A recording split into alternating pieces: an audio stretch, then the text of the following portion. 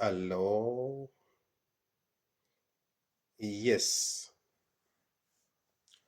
we welcome you back to PSSB,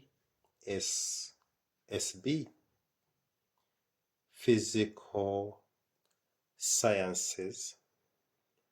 Silver Bullet, and it's me, Richard, here. Okay, then comes this question. It says that a pump is needed. Okay. To lift water through a distance of 25 meters at a steady rate of 180 kilograms per minute. And the question says that calculate the maximum power of the motor required to operate the pump when the velocity of water is negligible both at intake and outlet. Okay, how do you go about that? Okay, to answer this question, you need to have this picture in mind. Okay, if you have this one as the well, and you have these pipes drilled into the well, and you attach a pump which pumps water up. Now, this water can be in the tank. The rate is given at which water is pumped. And in this case, our water is not moving. So at intake, the velocity is 0, and outlet, the velocity is 0. So under this circumstance, what comes to our mind? First of all, you have to know that this height is known, and it is 25 meters. So from here, you have to remember this, that power, in this case, is equal to change in potential energy, because we are involving mass and height over change in time. If that's true, what is change in potential energy? It is m delta H over delta T. Now we need to explore, what do we know? Let's go to the information.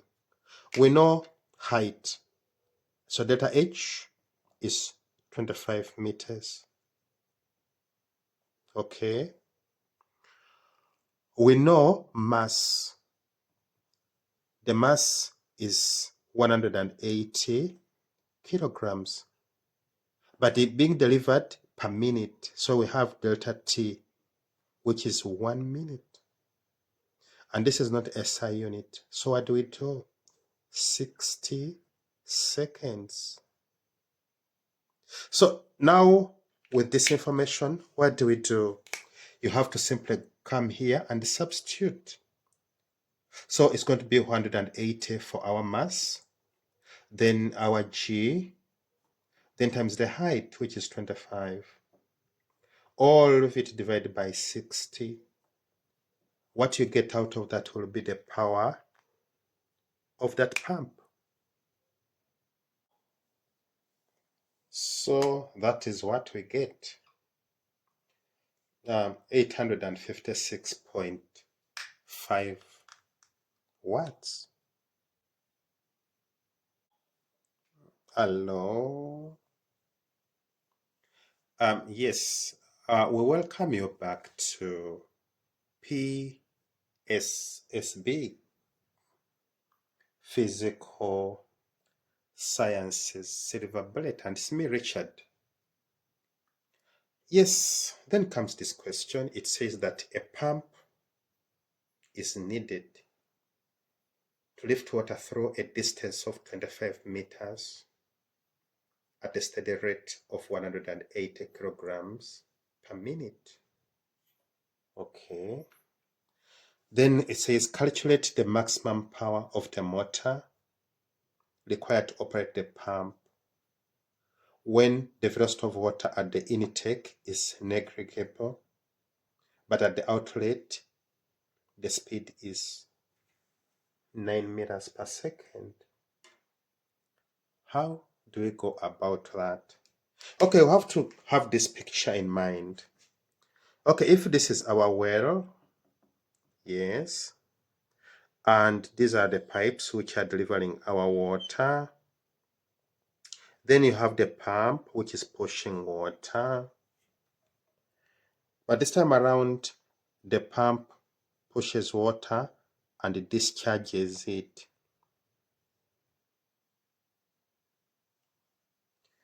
So you have to know that during the discharging, when water reaches this point, its initial velocity horizontally is 0. At the discharging point, its final velocity is 9 meters per second. And you have to know that the height is 25 meters.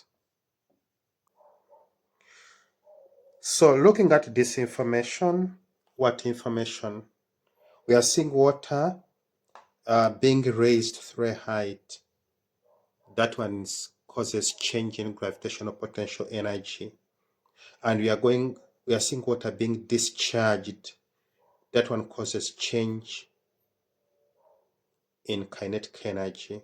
So with this information, we are going to see that the appropriate equation is going to be power equal to change in potential energy plus change in kinetic energy over delta T. Okay. So what do we do with this information? Okay, we can look for this. So let us look at for change in potential energy. What is it?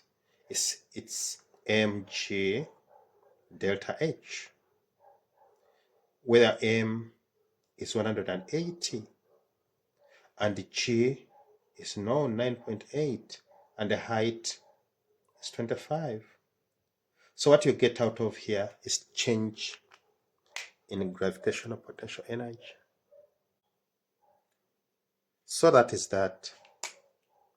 Next is change in kinetic energy, which is going to be a half mvf squared minus a half mvi squared. So when you come here to substitute, what are you going to get? It's going to be a half times mass. What's the mass? 180 times the final velocity. We have it here, which is 9 squared minus a half times 180 times the initial velocity, that, which is 0. So what you get out of here is going to be the change in kinetic energy. And we need also to recall that this mass was discharged in 1 minute. So our delta time is known, and it's 1 minute, when everything here took place in 1 minute. And 1 minute is the same as what? 60 seconds. So when we check this information, what do we see? We know change in gravitational potential energy. We have change in kinetic energy, and you have the T.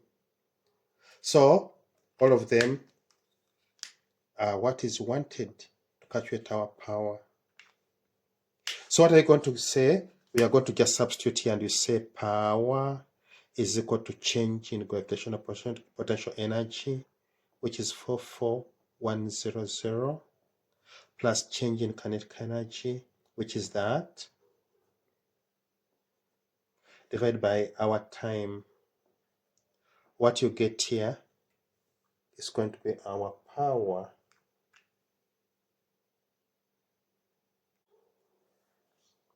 And what is it? 856.5 watts. With the concept of 2 decimal places, we can say that watts.